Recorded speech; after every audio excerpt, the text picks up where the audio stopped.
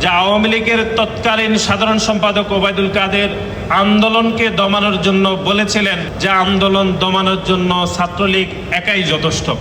গত বছর অর্থাৎ 2024 সালের 15ই জুলাই, অর্থাৎ যে গতকাল যে দিনটি ছিল, সেদিন বাংলাদেশের ইতিহাসে একটি ন্যক্কারজনক ঘটনা ঘটেছে। ঢাকা বিশ্ববিদ্যালয়ের 100 বছরের ইতিহাসে যে ঘটনা একবারও ঘটেনি, সেই ঘটনা ঘটেছিল 2024 সালের 15ই জুলাই।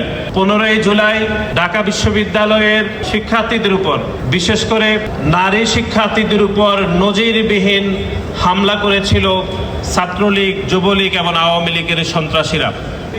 যে আওয়ামী লীগের তৎকালীন সাধারণ সম্পাদক ওবায়দুল কাদের আন্দোলনকে দমানোর জন্য বলেছিলেন যে আন্দোলন দমানোর জন্য ছাত্রলীগ একাই যথেষ্ট। সেই কথার পরিপ্রেক্ষিতে আপনাদের খেয়াল আছে 15ই জুলাই ঢাকা বিশ্ববিদ্যালয়ের নারী শিক্ষার্থীদের উপর নজিরবিহীন হামলা করেছিল ছাত্রলীগের সন্ত্রাসীরা, এবং সে হামলার প্রতিবাদে বাংলাদেশ জাতীয়তাবাদী ছাত্রদল আজকের দিনকে অর্থাৎ 16ই জুলাইকে টার্গেট করে সারা দেশের সকল শিক্ষা প্রতিষ্ঠানে আমরা বিক্ষোভের ডাক দিয়েছিলাম। ঠিক একই প্রোগ্রামটি দেওয়া হয়েছিল বৈষম্য বিরোধী ছাত্র আন্দোলনের ব্যানার থেকে। সেই বিক্ষোভ থেকে দিনের শুরুতে বেগম রোকেয়া বিশ্ববিদ্যালয়ে আবু সাইদ শহীদ হয়েছেন, এবং তার অল্প কিছুক্ষণ পরেই আমাদের সহযোদ্ধা, আমাদের ভাই ওয়াসেম, যিনি চট্টগ্রামে শহীদ হয়েছেন।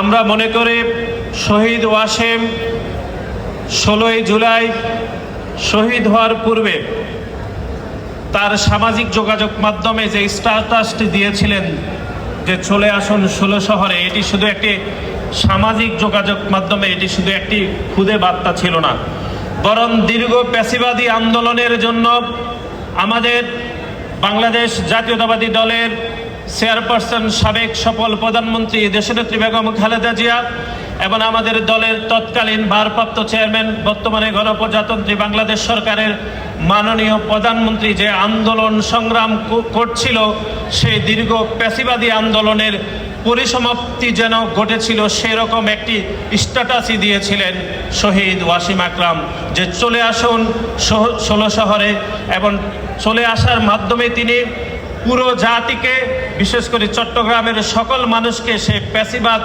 মুক্ত করার জন্য ঘোষণা দিয়েই তিনি আন্দোলনে ঝাঁপিয়ে পড়েছিলেন।